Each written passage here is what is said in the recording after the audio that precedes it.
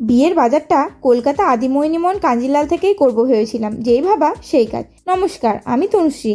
কেমন আছেন সবাই?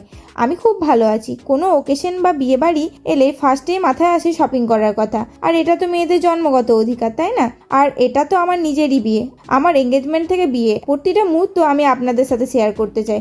এই আউটলেটটা ছিল কলকাতা কলেজ স্ট্রিটে। আর কালেকশন নিয়ে তো কোনো কথাই হবে না, আদিমোহিনীমোহন কাঞ্জিলাল বেনারসি কালেকশনের জন্য নাম করা, সেটা তো কম বেশি সবাই জানেন। যেটা দেখছি সেটাই ভালো লাগছে। এখানে তো আমি দুটো বেনারসি ট্রাই করেছিলাম, আপনাদের কোনটা ভালো লাগছে সেটা একটু কমেন্টে এসে জানাবেন তো। বিয়ের শপিং তো একদিনে কোনোভাবেই কমপ্লিট হওয়ার নয়, আর অনেকটা রাতও হয়ে গেছে, অনেকগুলো কাউন্টারও বন্ধ হয়ে গেছিল, তাই শুধুমাত্র বেনারসি কাউন্টারটা খোলা ছিল। সেখান থেকে বিয়ের বেনারসি, বিয়ের ভেলি এসব আমরা পারচেস করেছিলাম। আর ওদের ব্যবহার এতটাই ভালো ছিল, কি বলবো, সত্যি খুব ভালো, মানুষগুলিও খুব ভালো। ওদের ব্যবহার দেখে আপনারাও বুঝতে পারছেন। আর যে দিদি আমাকে শাড়ি পরিয়ে দেখিয়ে দিচ্ছিলেন সেই দিদিও খুব ভালো। এতগুলো শাড়ি ট্রাই করেছিলাম, কোনোভাবে কোনো বিরক্ত বোধ করেনি। সার্ভিস নিঃসন্দেহে ভালো ছিল। আর কালকের জন্য বাকি শপিংটা রাখলাম। অনেকটা রাত হয়ে গেছে বলে সমস্ত শপিং কমপ্লিট হয়নি, তাই কালকের জন্য কিছু শপিং আমরা বাকি রেখেছিলাম, আর সেটা পরের ভিডিওতে তোমাদের সাথে শেয়ার করছি।